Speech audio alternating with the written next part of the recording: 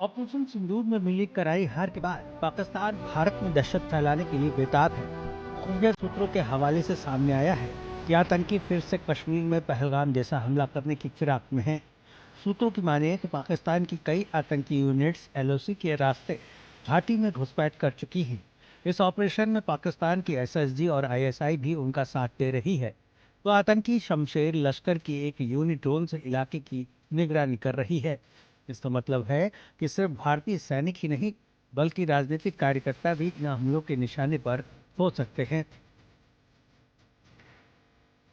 वहीं बढ़ती ठंड के बीच पीओके में पाकिस्तानी सेना की बैट की टुकड़ियों की फिर से तैनाती से साबित होता है कि पाकिस्तानी सेना इस साजिश में सीधे सीधे शामिल है।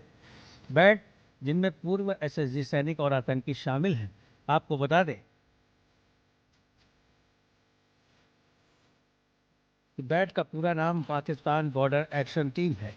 यह खास तौर से पाकिस्तानी सैनिकों और कुछ आतंकवादियों के साथ काम करता है।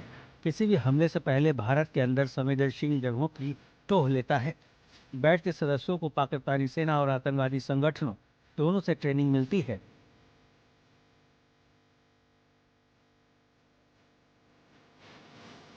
आपको बता दें कि पिछले कुछ दिनों से जम्मू कश्मीर में बढ़ रही आतंकी गतिविधियों के पीछे पाकिस्तानी सेना की बैट यूनिट का हाथ रहा।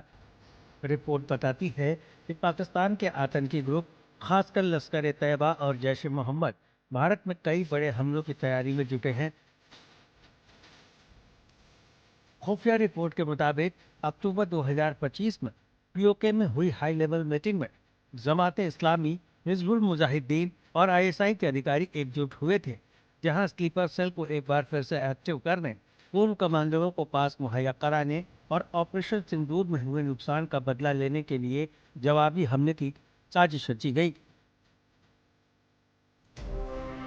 वहीं लश्कर ए तैयबा अब स्थानीय नेटवर्क और समर्थकों को फिर से एक्टिव कर रहा है। इस बीच भारत ने कार्रवाई तेज कर दी है।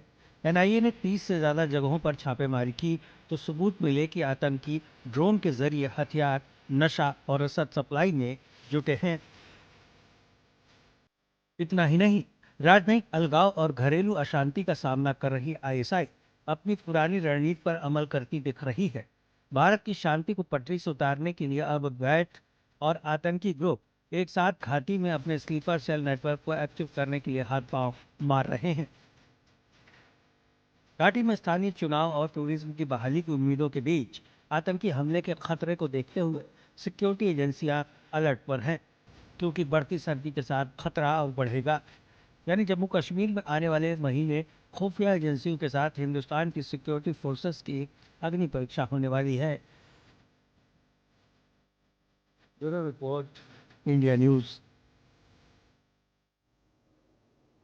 इस रिपोर्ट के माध्यम से आपने हालातों को तो समझा, अब आपको कुछ और इन्फॉर्मेशन हम पहुंचाते हैं ग्राफिक्स के माध्यम से कि किस तरीके से पाकिस्तान जो है वो अपनी हरकतों से बाज आता नजर नहीं आ रहा है। कश्मीर में